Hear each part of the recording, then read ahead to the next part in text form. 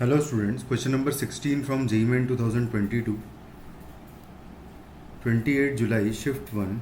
The question is, the foot of perpendicular from a point on the circle x square plus y square equal to 1 and z equal to 0. Basically xy plane में ये circle है with center 0 0 यानी कि origin and radius 1 है.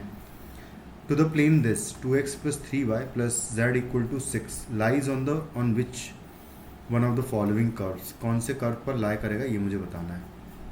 तो basically ये z का value 6 minus 2x minus 3y 6 minus 2x minus 3y 6 minus 2x minus 3y ये यहाँ से आया है कि z इज इक्वल टू तो होना चाहिए 6 माइनस 2x माइनस 3y होना चाहिए, और बाकी x और y यहाँ से और भी निकालेंगे हम लोग. तो देखो कैसे करेंगे कि अगर मैं इस सर्कल पर कोई भी इन जनरल पॉइंट निकालना चाहता हूँ तो मैं क्या करूँगा, ये कोई प्लेन है मेरा. अगर फुट ऑफ परपेंडिकुलर का लोकस निकालना चाहते हैं तो फुट ऑफ परपेंडिकुलर को बेसिकली मैं अल्फ़ा बीटा और गामा अज्यूम कर लूँगा. कुछ इस तरीके से मान लेते हैं कि ये फुट ऑफ परपेंडिकुलर होगा फ्रॉम दी सर्कल दिस. कौन सा सर्कल है ये, एक्स वाई प्लेन में कोई सर्कल है, उसके किसी इन जनरल पॉइंट से मैं फुट ऑफ परपेंडिकुलर ड्रॉप कर रहा हूँ. और ये जो इन जनरल पॉइंट है इसको हम अज्यूम कर सकते हैं cos theta comma sign theta and comma zero, क्योंकि ज़ीरो उसका जेड कोऑर्डिनेट तो होगा ही होगा. यहाँ से अगर फुट ऑफ परपेंडिकुलर का मैं कंडीशन लगाऊँ तो यहाँ से आ जाएगा कि alpha minus cos theta which is this and फिर आएगा डिवाइडेड बाय 2 आ जाएगा, क्योंकि ये लाइन बेसिकली ये वाला लाइन जो है ये 2 3 और 1 के अलॉन्ग होगा. तो डिवाइडेड बाय 2 आ जाएगा is equal to beta minus sine theta and divided by आएगा.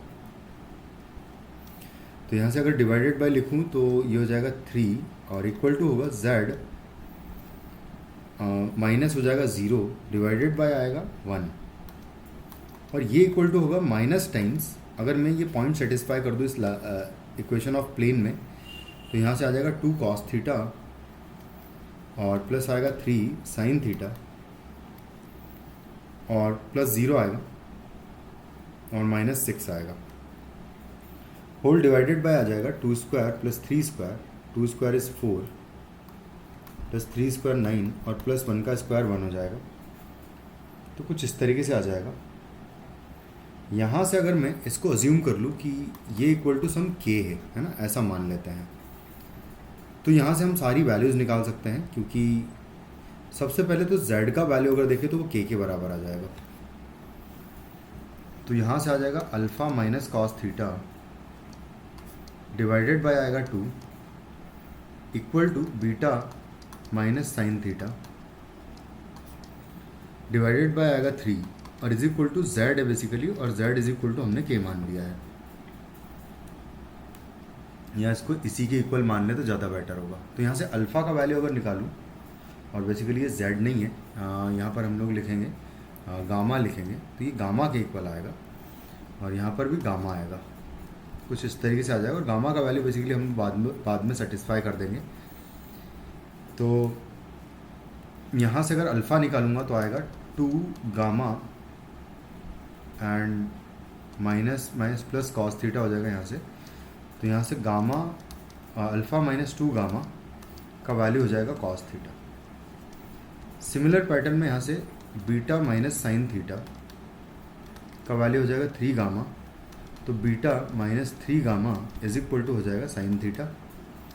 दोनों को स्क्वायर करके ऐड कर दूंगा तो आ जाएगा अल्फ़ा माइनस 2 गामा का square plus beta minus 3 gamma का स्क्वायर, और ये इक्वल टू आएगा cos square plus sine square, जो कि बेसिकली इक्वल टू हो जाएगा 1. उसके बाद हम अल्फ़ा बीटा और गामा का वैल्यू बेसिकली हम लोकस निकाल रहे हैं, तो अल्फ़ा बीटा गामा को हम लोग एक्स वाई जेड से तो सेटिस्फाई करेंगे ही करेंगे, बट उससे पहले अल्फ़ा बीटा गामा पॉइंट जो है इस प्लेन पर भी लाई कर रहा है, तो इसकी इक्वेशन को सेटिस्फाई करेगा. तो 2 alpha plus 3 beta plus gamma का वैल्यू इक्वल टू 6 है, तो गामा का वैल्यू यहाँ से निकल आएगा 6 माइनस 2 अल्फ़ा माइनस 3 बीटा आ जाएगा, जिसको हम लोग सेटिस्फाई कर देंगे यहाँ पर इस इक्वेशन में।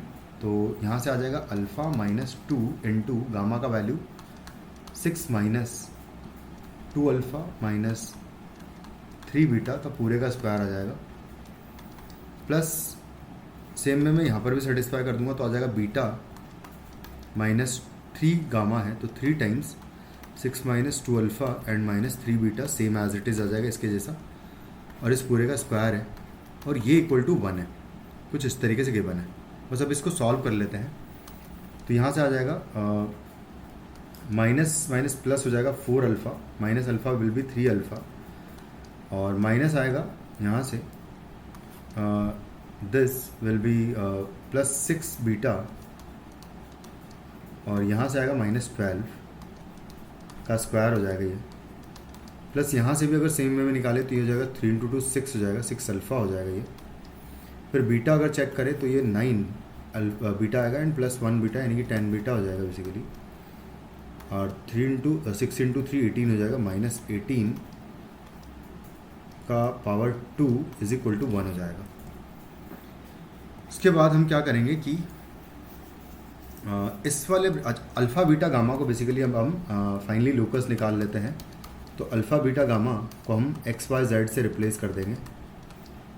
तो यहाँ से आ जाएगा 3x आ जाएगा यहाँ पर, प्लस 6y माइनस 12 का स्क्वायर, और आएगा प्लस यहाँ से हम ब्रैकेट से 2 कॉमन ले सकते हैं तो स्क्वायर है बाहर, तो यहाँ पर बाहर 4 कॉमन आ जाएगा, यहाँ पर बचेगा 3 अल्फ़ा बचेगा यहाँ पर, प्लस यहाँ पर बचेगा 3x बचेगा, 5y बचेगा, और माइनस 9 और इसका स्क्वायर इक्वल टू 1, ये हमारा लोकस हो जाएगा। तो बस अब इसको मैच कर लेते हैं कौन से ऑप्शन में मैच कर रहा है ये। तो 3 अल्फ़ा प्लस, एक सेकेंड हम लोग एक बार चेक कर लेते प्रॉपर, यहाँ पर हो जाएगा 12 तो करेक्ट है ये। यहाँ पर हम एक बार फिर से चेक कर लेते हैं यार, शायद हमारा फर्स्ट ऑप्शन कुछ गड़बड़ हुआ है, एक बार उसको चेक कर लेते हैं। सेकंड पार्ट जो है 3x प्लस 5y माइनस 9 जो है 3x प्लस 5y माइनस 9 जो है आ रहा है बिल्कुल, जो कि बी ऑप्शन में आ रहा है, तो यानी कि B option basically correct answer हमारा होना चाहिए। एक बार फिर से हम चेक कर लेते हैं इसका कैलकुलेशन मिस्टेक क्या हुई है।